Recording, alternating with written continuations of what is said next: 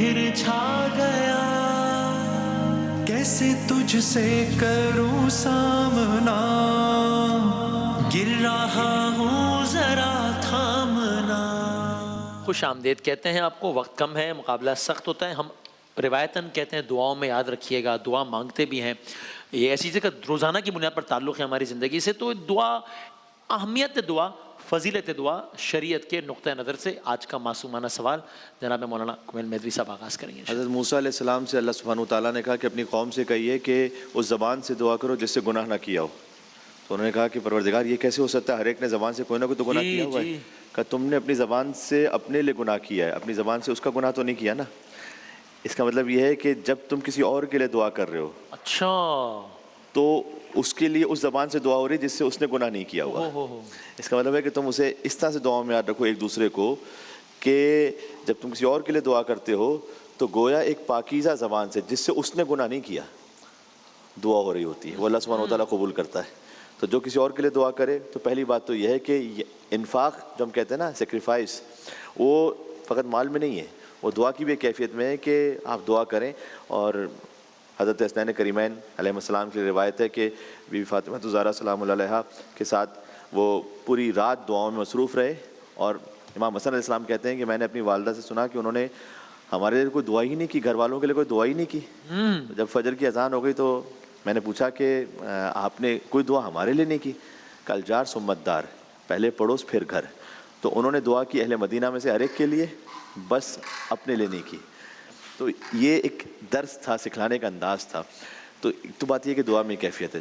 ہاں ایک بات یہ کہ جب گناہوں کی مغفرت کی دعا ہے تو پھر پہلے اپنے لے کریں، اس لیے کہ اس میں پھر ایک عاجزی ہے کہ پروردگار مجھے اس کے گناہوں کا نہیں معلوم، مجھے اپنے گناہوں کا معلوم، اس لیے میں اپنے گناہوں کے لیے مغفرت۔ لہٰذا شب جمعہ بھی ہے، جناب امیر علیہ السلام فرماتے ہیں کہ ظلمت نفسی، ایسے اللہ کو پکارو کہ پروردگار میں نے اپنے نفس پر ظلم کیا، وتجرأت بجہلی، میں نے اپنی جہالت کی وجہ سے جرأت کی، وسکنت الی قدیم ذکرک لی، میں یہ سوچ کر مطمئن ہو گیا کہ تو پہلے سے کرم کرتا آیا ہے تو ہمیشہ کرم جاری ساری رکھے گا۔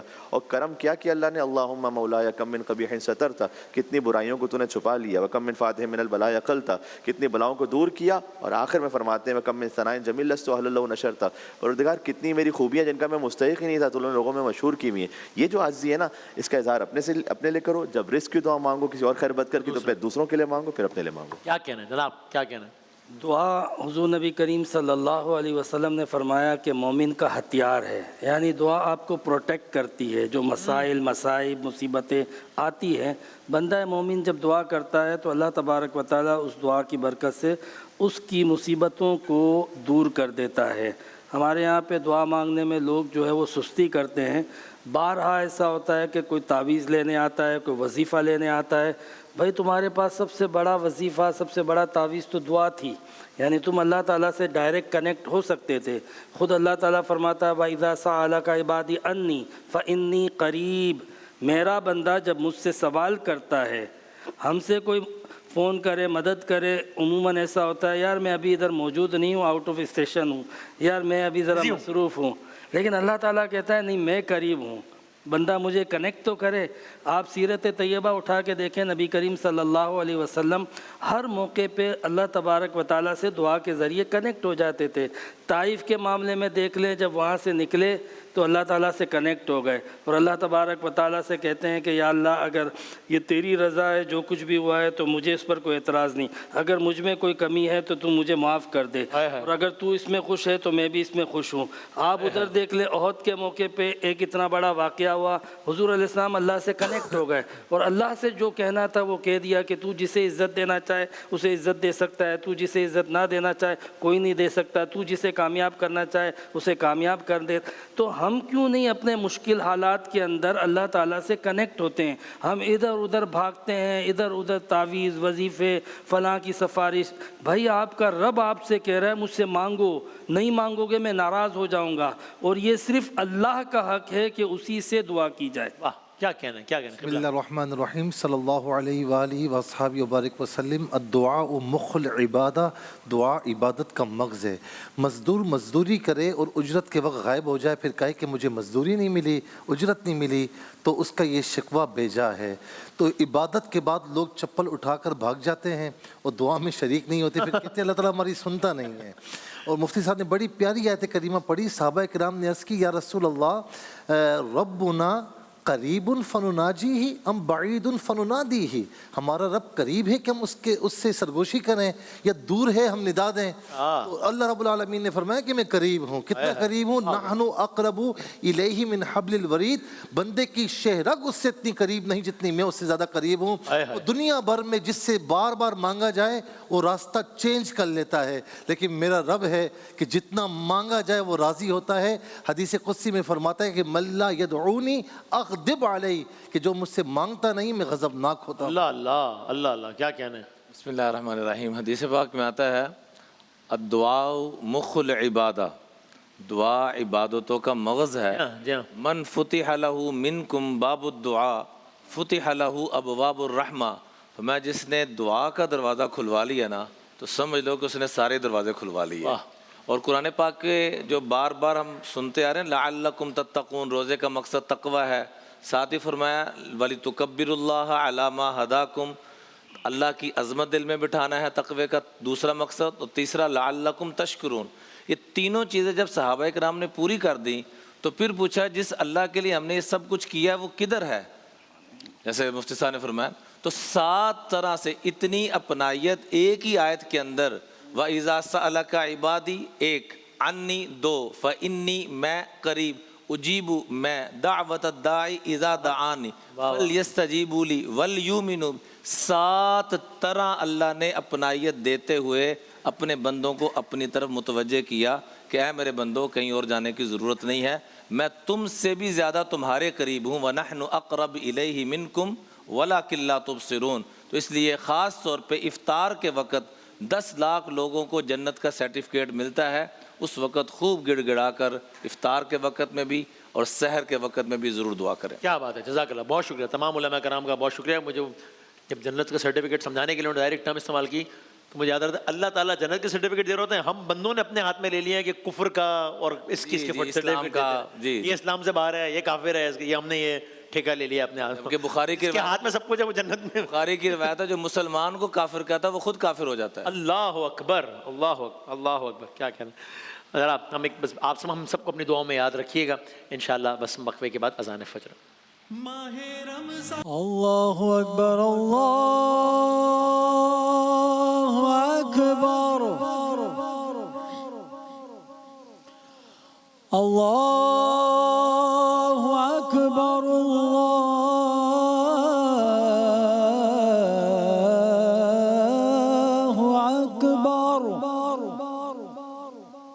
اکبر. اشہد ان لا الہ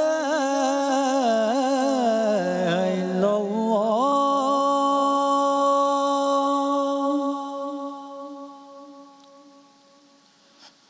اشہد ان لا الہ الا اللہ،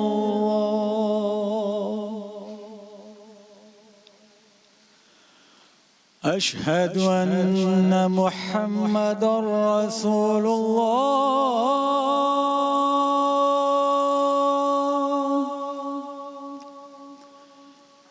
اشہد ان محمد رسول اللہ.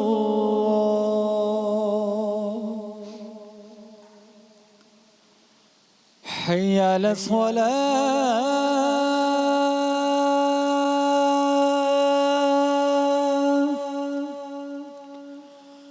حی علی الصلاة،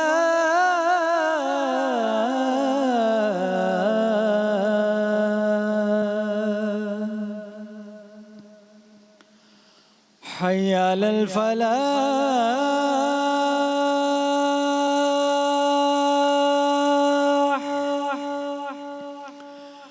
حی علی الفلاح.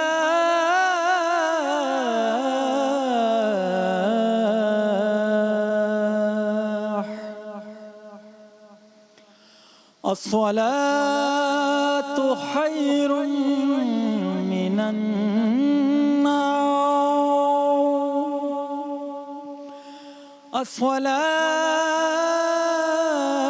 الصلاة خير من النوم الله أكبر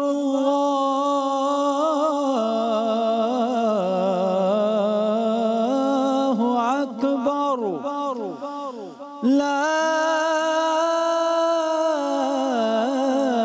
إله إلا الله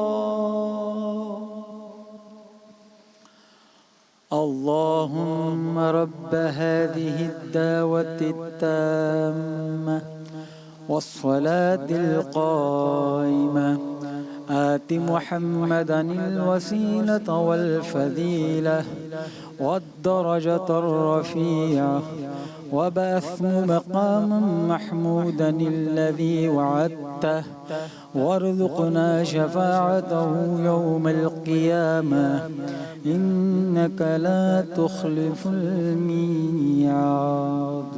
کیا کہنا ہے. جزاک اللہ. جناب وسیم وسیع صاحب اپنے خوبصورت آواز اور انداز میں اذان فجر دینے کی سعادت حاصل کر رہے تھے.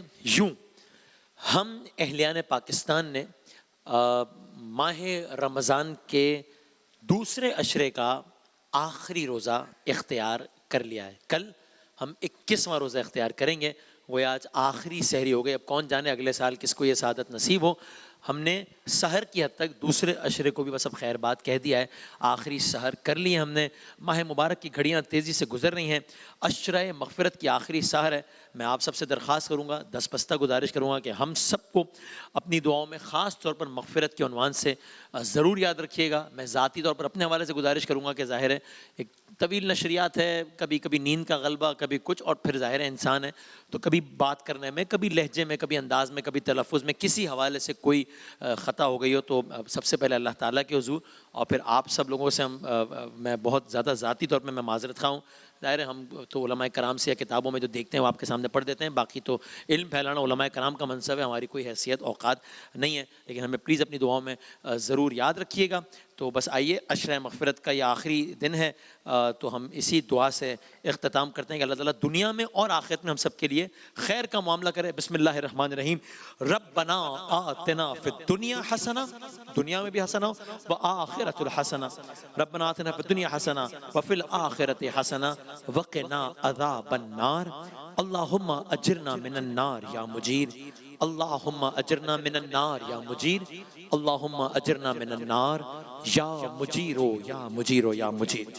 بشرط صحت و سلامتی و زندگی اللہ تعالیٰ کو منظور ہوا. کچھ گھنٹے آپ بھی آرام کیجیے, ہم بھی آرام کرتے ہیں, اور انشاءاللہ ملتے ہیں کچھ گھنٹوں بعد, یعنی کہ دوپہر 2 بجے انشاءاللہ. تب تک کے لیے اللہ حافظ. ماہ رمضان